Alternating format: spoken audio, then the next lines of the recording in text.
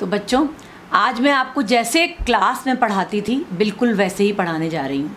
आशा है आपकी सभी की बुक और पेंसिल रेडी होगी। ठीक है, तो चलिए हम पढ़ते हैं ये चैप्टर। ये कविता है इतने ऊंचे उठो, जो कि श्री द्वारिका प्रसाद माहेश्वरी द्वारा लिखी गई है। मतलब इसके रचयिता श्री द्वारिका प्रसाद माहेश्वरी जी हैं। इनका जन्म बच्चों 1 दिसंबर 1916 में रोहता नामक गांव में हुआ था। आप बहुत अच्छे हिंदी के लेखक रहे हैं। तो चलिए हम देखते हैं इनके भाव कि ये इस कविता में आपको क्या कहना चाहते हैं। बच्चों, यहाँ पे हमको द्वारिका प्रसाद जी बता रहे हैं कि अपनी गलतियों से हमें सीख लेनी चाहिए। हमें इतना ऊंचा उठना चाहिए जितना कि आकाश है। ऊंचे से मतलब क्या? ऊंचा हम अपना कद थोड़ी ऊंचा करेंगे। ऊंचे का मतलब हमारे विचार, हमारे आदर्श, हमारे क्रियाकलाप, हमारा व्यक्तित्व इतना ऊंचा होना चाहिए कि हमको सब ये कहें कि वाह क्या आदमी है, क्या इंसान है। देखिए, इस कविता के लिए लिखा गया है कि यह कविता जाति, धर्म, रंग भेद जैसी रूढ़िवादी परंपराओं की जकड़ से निकालकर नए मौलिक विचारों को अपनाने के प्रयास करने की बात कह रही है। आपसे ये कह रही है कोई भी व्यक्ति छोटा या बड़ा नहीं है, रंग भेद से का कोई काम नहीं है। ये गोरा है, ये काला है, ये सुंदर है, ये कुरूप है, ये मानवता नहीं सिखाती है हमको। ऐसे विचार जो समाज को अतीत की परछाइयों से निकालकर वर्तमान के उजाले की ओर ले जाएं, है ना। हमारे विचार कैसे होने चाहिए? जो अतीत क्या बच्चों? जो हमने बीत गया, जो हम कर चुके हैं। पुराने समय में ये होता था, ऐसा होता था। परंपराएं बदलती हैं। परंपराओं बदलने का ही नाम परंपरा होता है बच्चों। नए को स्वागत करिए, जो नया आ रहा है उसे स्वीकार करिए। आज कई पेरेंट्स कोविड-19 के कारण होने वाली ऑनलाइन क्लासेस से बहुत परेशान हैं। नहीं, वो हमने या आपने नहीं बनाई है बच्चों। वो पूरा वैश्विक स्तर पे फैली हुई एक महामारी है जिससे आपको स्वस्थ रहना है। उसी के लिए एक तरीका हमने ये निकाला है। तो इस क्लास को एंजॉय करिए, उसको क्रिटिसाइज मत करिए, उसको पूरे सहर्ष स्वीकार करिए। यही हमारे इस कविता का जो हम कविता से सीख रहे हैं, वो यही कविता में तब इतने ऊंचा उठना है। हमको हर चीज़ को क्रिटिसाइज नहीं करना है।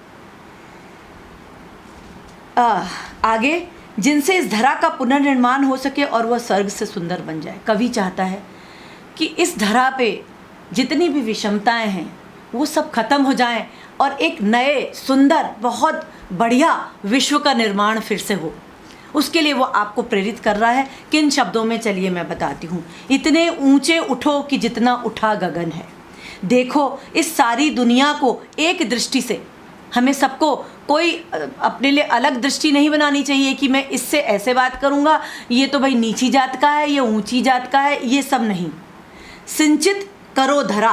बच्चों, यहाँ पे सिंचित वर्ड आया है। सिंचित वर्ड का अर्थ आपको देखना है। सिंचित का अर्थ है सींचना, किसी चीज़ को सिंचित करना, जैसे पानी देना।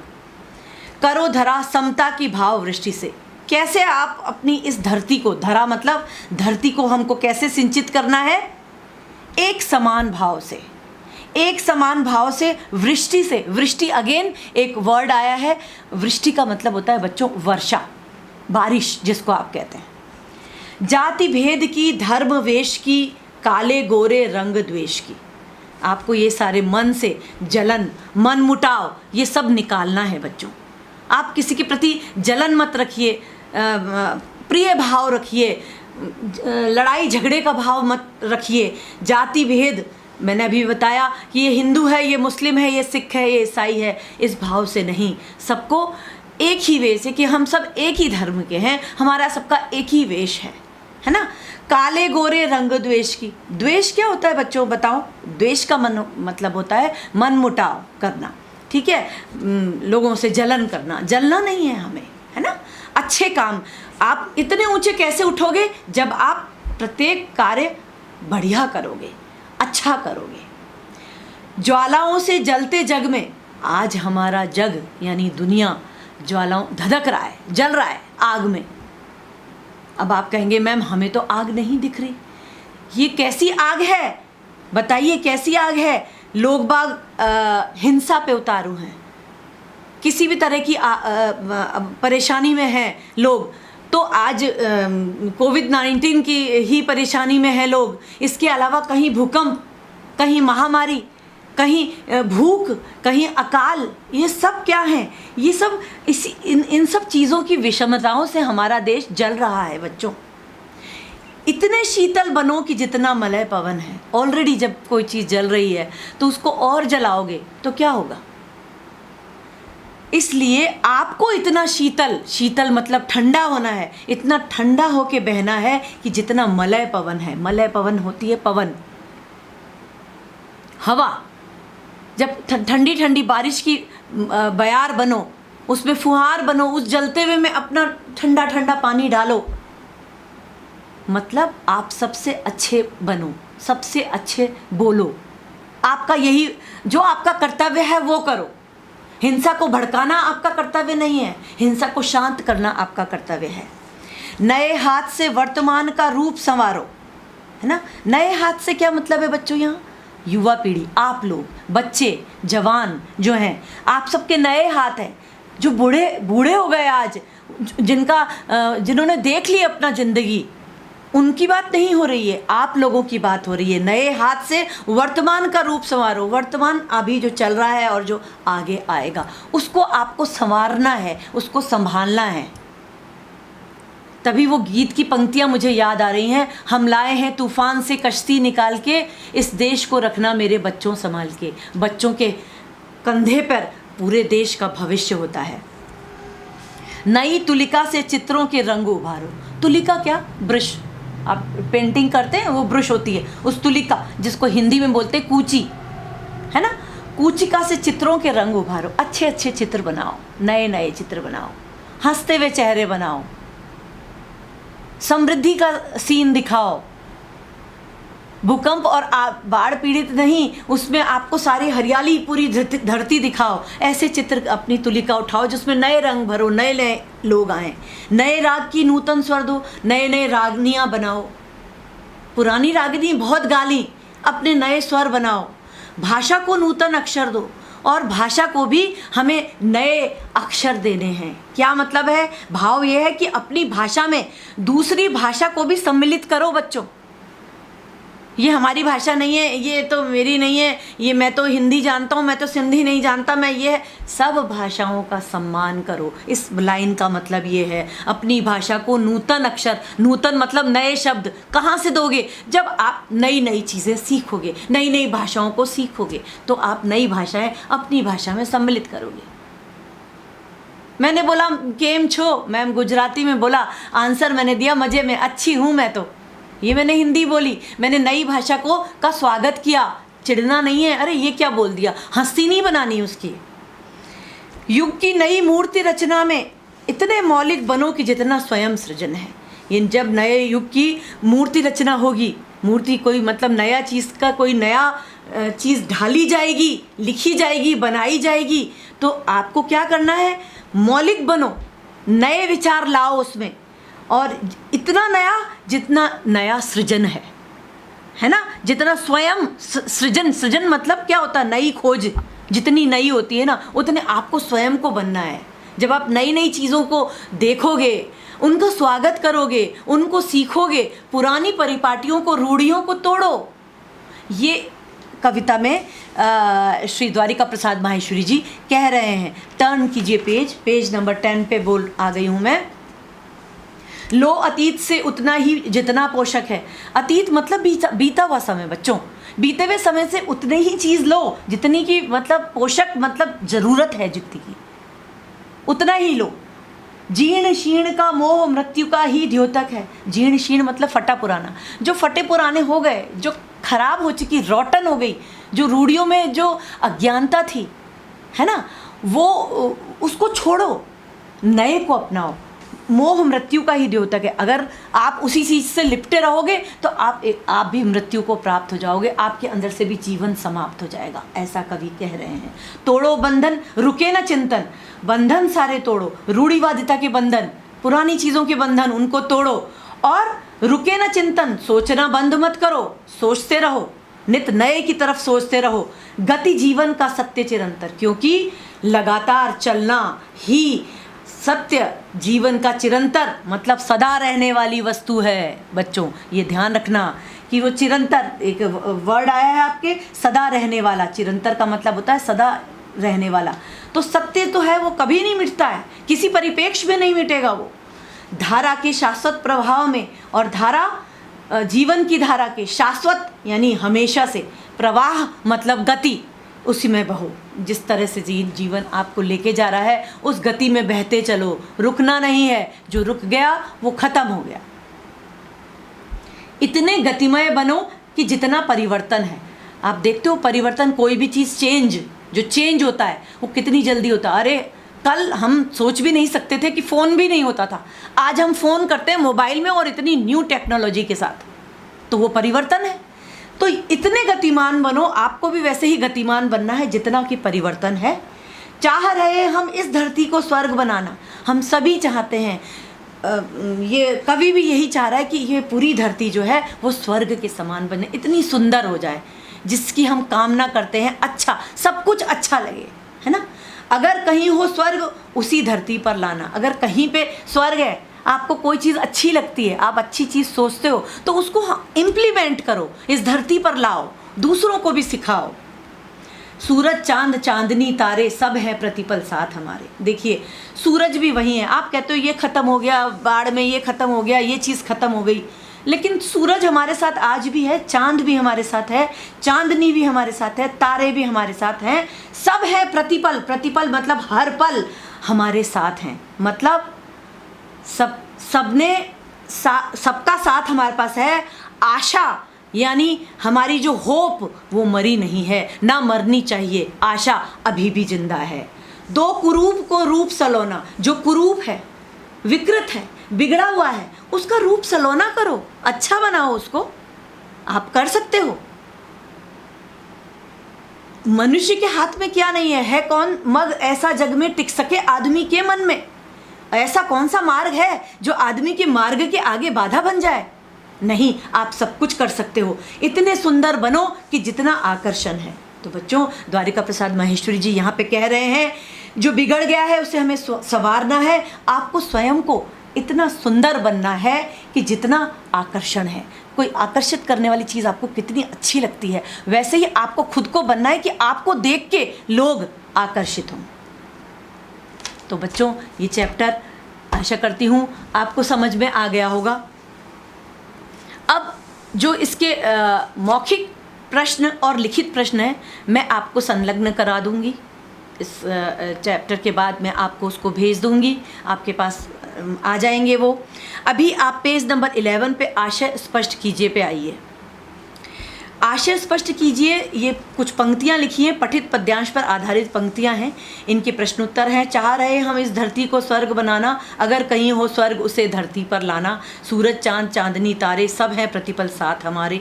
दो कुरूप को रूप सलोना, इतने सुंदर बनो कि जितना है आकर्षण। इस पे प्रश्न 1 है, इन पंक्तियों में हम किसके लिए आया है, हम वर्ड किसके लिए आया है? तो आप बताएंगे सभी लोगों के लिए। ये मैं इसकी आपको जो ग्लिम्स, इसकी कॉपी मैं आपको अभी दिखाऊंगी, उसमें सब कुछ लिखा होगा, आप उसको अपनी बुक में वैसे ही उतार लेंगे। हालांकि ये दोहरान कार्य है, पर फिर भी कुछ बच्चे नए आए हैं और कुछ ने ये कार्य नहीं किया है, तो उनके यूज़ के लिए ये हर का मैं एक फ़ोटोकॉपी आपको भेज दूंगी, किताब की फ़ोटोकॉपी संलग्न करूंगी साथ में, तो आप उससे स्पष्ट उतार लेंगे।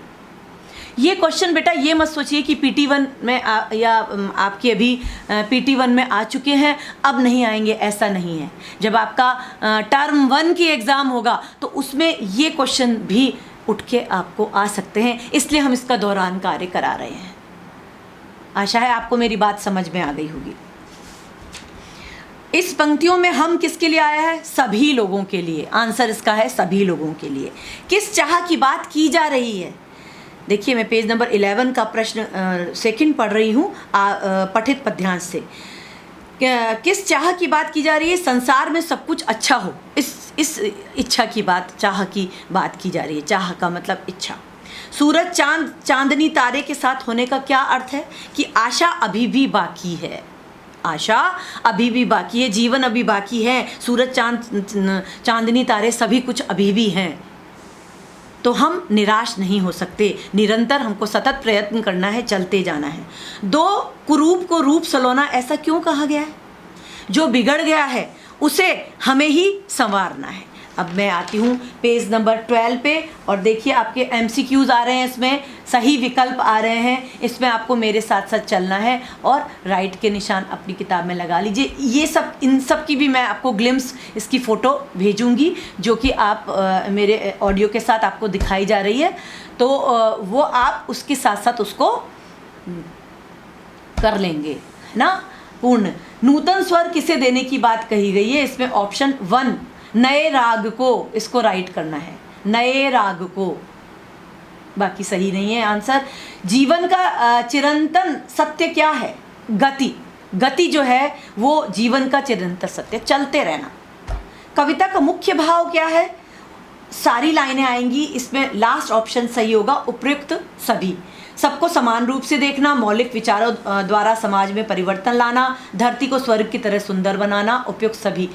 लास्ट वाला ऑप्शन आप राइट करेंगे। मूल्य परक जो ये लिखा हुआ है पोर्शन, उसको क्रॉस कर दीजिए, वो आपके नहीं आता है। अब हम आ रहे हैं भाषा ज्ञान में। नीचे दिए गए शब्दों के पर्यायवाची कविता में से चुनकर आपको लिखने हैं। धरा के लिए धरती आया है, आकाश के लिए नभ या गगन, बोथ आर राइट। संसार के लिए दुनिया, वायु के लिए पवन, ठंडा के लिए शीतल, वर्षा के लिए बारिश। क्वेश्चन 2, विलोम शब्द लिखिए। हमको इसके विलोम लिखने हैं, उल्टे अर्थ वाले शब्द लिखने हैं। स्वर्ग का नरक होता है, कुरूप का सुंदर भी होता है और सुरूप भी होता है। आकर्षण, विकर्षण, नूतन, पुरातन, जीवन, मृत्यु, समता, विषमता, वर्तमान, अतीत, मौलिक, कृत्रिम।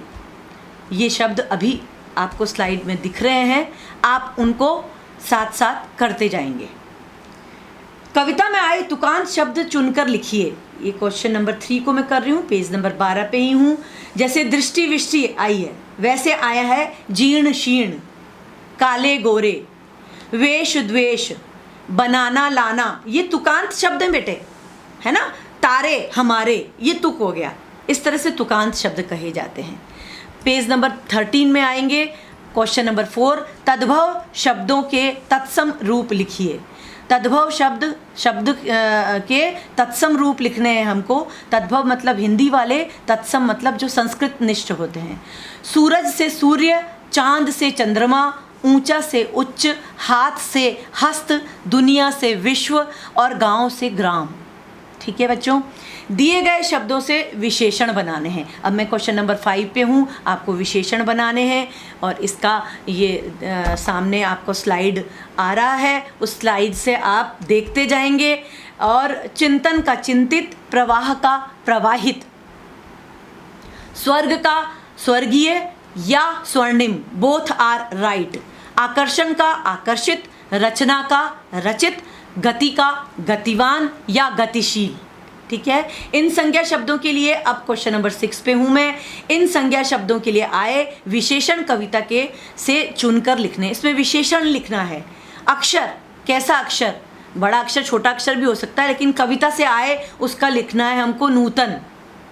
जग, जग का जो कविता से वर्ड आया है जगता, जग जगता या जलता, बोथ आर राइट। गगन, ऊंचा गगन, कैसा गगन के बारे में बात हुई है कविता में? ऊंचा गगन। प्रवाह, प्रवाह कैसा प्रवाह? शाश्वत, शाश्वत प्रवाह। रूप, सलोना, रूप के लिए सलोना आया है। सत्य के लिए आया है एक वर्ड चिरंतन। तो बच्चों, ये आपकी पुस्तकीय कार्य मैंने पूरा करा दिया है। थोड़ा सा आपको फास्ट लगा होगा, पर ये दोहरान कार्य है, ये जिन लोगों ने नहीं करा उनके लिए विशेष है। ये प्रश्न यहीं तक, अब तक आपको ये समझ में आ गया होगा। तो ये चैप्टर आपका सेकंड चैप्टर हम यहीं पे समाप्त होता है।